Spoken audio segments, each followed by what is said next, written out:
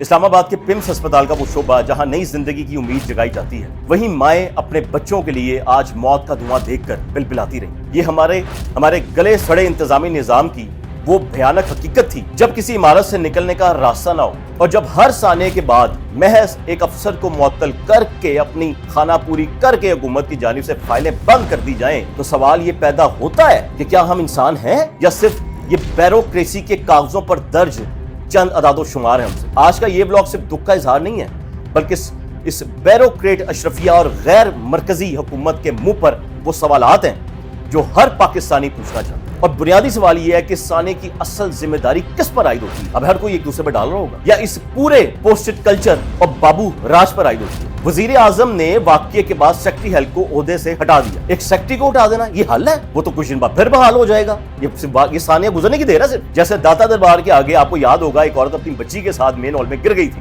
اس کے بعد کیا ڈرامہ بازی شروع ہوئی، اور پھر ٹیپا اور ایل ڈی اے کے چند ذمہ داران کو ہٹا دیا ان کی اپنی نوکریوں سے، اور کچھ دن بعد وہ سب پھر بحال تھے، وہ سب پھر اپنی سیٹوں پہ بیٹھے تھے، آج بھی بیٹھے میں ہیں۔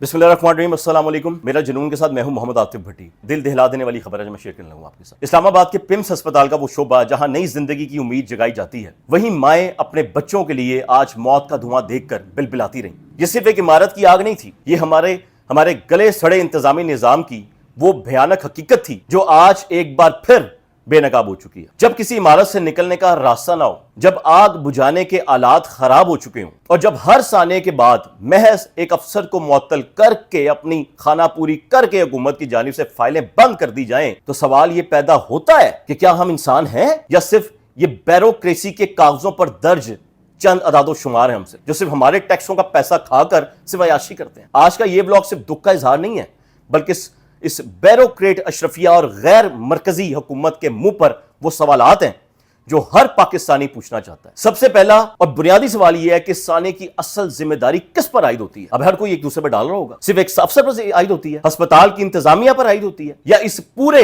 پوسٹڈ کلچر اور بابو راج پر عائد ہوتی ہے؟ وزیر اعظم نے واقعے کے بعد سیکٹری ہیلتھ کو عہدے سے ہٹا دیا۔ ٹھیک ہو گیا جی، یہ حل ہے؟ ایک سیکٹری کو ہٹا دینا یہ حل ہے؟ وہ تو کچھ دن بعد پھر بحال ہو جائے گا۔ یہ ثانیہ گزرنے کی دیر ہے صرف۔ جیسے داتا دربار کے آگے آپ کو یاد ہوگا ایک عورت اپنی بچی کے ساتھ مین ہال میں گر گئی تھی، اس کے بعد کیا ڈرامہ بازی شروع ہوئی، اور پھر ٹیپا اور ایل ڈی اے کے چند ذمہ داران کو ہٹا دیا ان کی اپنی نوکریوں سے، اور کچھ دن بعد وہ سب پھر بحال تھے، وہ سب پھر اپنی سیٹوں پہ بیٹھے تھے، آج بھی بیٹھے میں ہیں۔ کیا اس سے ان بچوں کی ماؤں کو ان کے جگر کے گوشے واپس مل جائیں گے؟ ان کے لگتے جگر واپس مل جائیں گے؟ کیا اس سے وہ این او سی واپس ہو جائے گا جو اس غیر محفوظ عمارت کو جاری کیا گیا تھا؟ یہ محض ایک سیاسی ڈرامہ ہے اور عوام کی آنکھوں میں دھول جھونکنے کے برابر ایک حرکت ہے صرف کہ لو جی سیدھے کام کرتے۔ اگر صرف ایک افسر کو بدلنے سے نظام ٹھیک ہونا ہوتا تو گزشتہ کئی سالوں یعنی 70 سالوں میں ہزاروں افسران بدلے گئے، نظام کیوں نہیں بدلا؟ ذرا زمینی حقائق اور تکنیکی ناکامیوں پر غور کریں آپ۔ جس ہسپتال میں نومولود اور کمسن بچے موجود ہوں، یعنی جنہوں نے بھی ٹھیک سے آگ بھی نہیں کھولی، ان کے ماں باپ نے بھی انہیں نہیں دیکھا،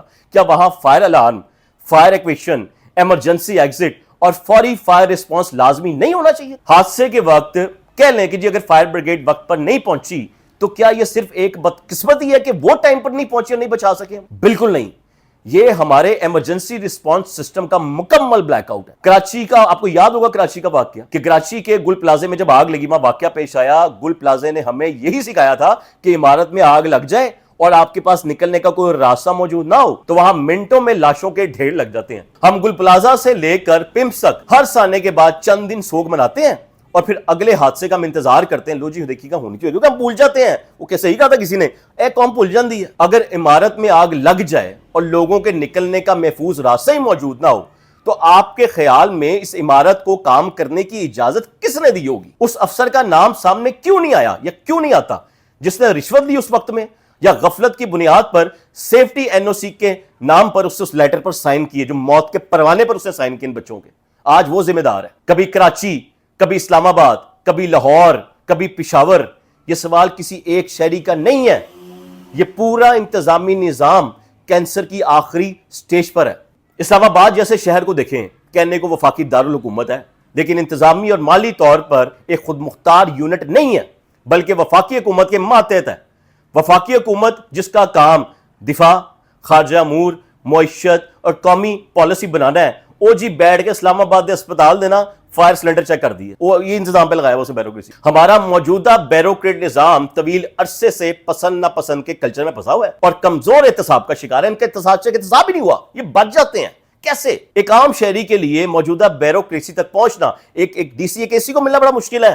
یہ جو بابو لوگ ہیں نا، یہ اپنے ٹھنڈے دفتر میں بیٹھ کر وہ فیصلے کرتے ہیں جن کا زمینی حقائق سے کوئی تعلق ہی نہیں ہوتا، انہیں پتہ ہی نہیں ہوتا کہ کرنا کیا، عوام کس دلدل میں پھنسی ہے، عوام کس قرض سے گزری ہے، انہیں معلوم ہی نہیں ہوتا۔ راستہ صرف اور صرف ایک ہے، چھوٹے اور با اختیار انتظامی یونٹ بنا دینا اور اڑا دینا یہ ساری کی ساری بیوروکریسی۔ پاکستان کی بڑھتی ہوئی آبادی اور پیچیدہ مسائل کا حل اب اس پرانے ہاتھی جیسے سنگین اور سست بیوروکریٹ ڈھانچے کے پاس نہیں ہے۔ ہم وہ ہاتھی پال رہے ہیں جس کا ہمیں کوئی فائدہ نہیں، ہمیں یہ نہیں چاہیے۔ ہمیں ایسے انتظامی یونٹ کی ضرورت ہے جہاں مقامی خود مختاری ہو، مقامی مالی طور پہ آزاد ہو اور اسے اسلام آباد کے سیکٹریٹ سے کسی بھی کام کی منظوری کا انتظار نہ کرنا پڑے۔ ان دفتر میں بیٹھنے والے بیوروکریٹس کو اب زیرو کر دینا چاہیے، عوامی جواب دہی ہو، ان سے پوچھا جائے۔ بیوروکریٹس دور بیٹھے وفاقی صوبائی دارالحکومت کی بجائے اپنے علاقے کے عوام کے سامنے جواب دیں، ان میں سے چنے جائیں۔ مقامی سیاستدان اور افسران وہ ہوں جو اسی علاقے کی گلیوں سے اٹھے ہوں اور زمینی حقائق کو سمجھتے ہوں۔ جب تک ہم طاقت اور اختیارات کو نیچے کی سطح پر منتقل نہیں کریں گے، جب تک ہم چھوٹے مؤثر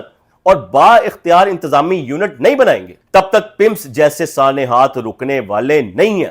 پتہ نہیں ان بیوروکریسی سے ہماری جان کب چھوٹے گی۔ آج اس بلاگ کے اختتام پر میں آپ کے سامنے بڑی سخت سوالات چھوڑ کے جا رہا ہوں، آپ نے اس کے جواب دینے ہیں اور مجھے لگتا ہے غیرت مند آدمی جواب دے گا جس کو غیرت ہوگی۔ اگر کوئی کہتا ہے نا کہ حکومت ذمہ دار ہے تو پوچھیں کہ حکومت سے کس سطح پر جواب دہی ہونی چاہیے۔ صرف ایک افسر کی معطلی یا پورے محکمے کا بیوروکریٹ احتساب نہیں ہونا چاہیے۔ اگر کوئی کہے کہ فائر بریگیڈ ذمہ دار ہے تو کیا ہر ہسپتال میں، عمارت میں ماہانہ ہر مہینے فائر ڈرل یا ایمرجنسی مشقیں لازمی نہیں ہونی چاہیے؟ اس واقعے کے بعد، اس افسوسناک سانحے کے بعد اصل سوال کیا ہے؟ ذمہ دار کون ہے؟ نظام کیوں ناکام ہوا؟ یا آئندہ ایسا واقعہ کیسے روکا جائے؟ اگر یہ المناک سانحہ بھی ہمیں اپنے نظام میں بنیادی اصلاحات کرنے اور بیوروکریٹ اشرفیہ کی اجارہ داری ختم کرنے پر مجبور نہ کر سکا تو یاد رکھیے گا اگلی باری کسی بھی عمارت کی ہو سکتی ہے اور خدا نہ خاصہ اللہ نہ کرے وہاں پر آپ یا میں ہو سکتے ہیں۔ اب وقت آ گیا ہے کہ ہم اس ناکام طریقہ کار کو، اس ناکام بیوروکریسی کو مسترد کریں اور ایک ایسے شفاف، با اختیار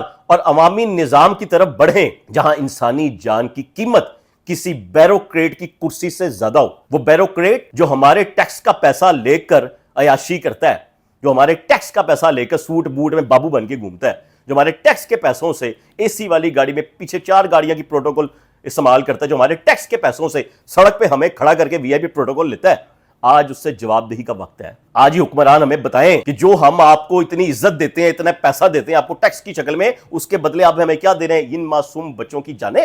یہ بڑے سخت سوال ہے جو میں چھوڑ کے جا رہا ہوں، مجھے اس کا جواب لازمی دیجیے گا۔ میرے پاس کہنے کے لیے اور کچھ نہیں ہے، میرا دل بڑا افسردہ ہے، آج بہت دکھ ہے، بہت دکھ ہے، بہت بڑا دکھ ہے ان ماؤں کے لیے جنہوں نے 9 مہینے بچوں کو اپنے پیٹ میں رکھا۔ آج وہ بچے باہر تھے، کسی کی گود میں جانا تھا، کھیلنا تھا، کسی کے چہرے کی خوشی تھی، وہ چھین لی ان لوگوں نے۔ مجھے جواب لازمی دیجیے گا۔ اللہ حافظ۔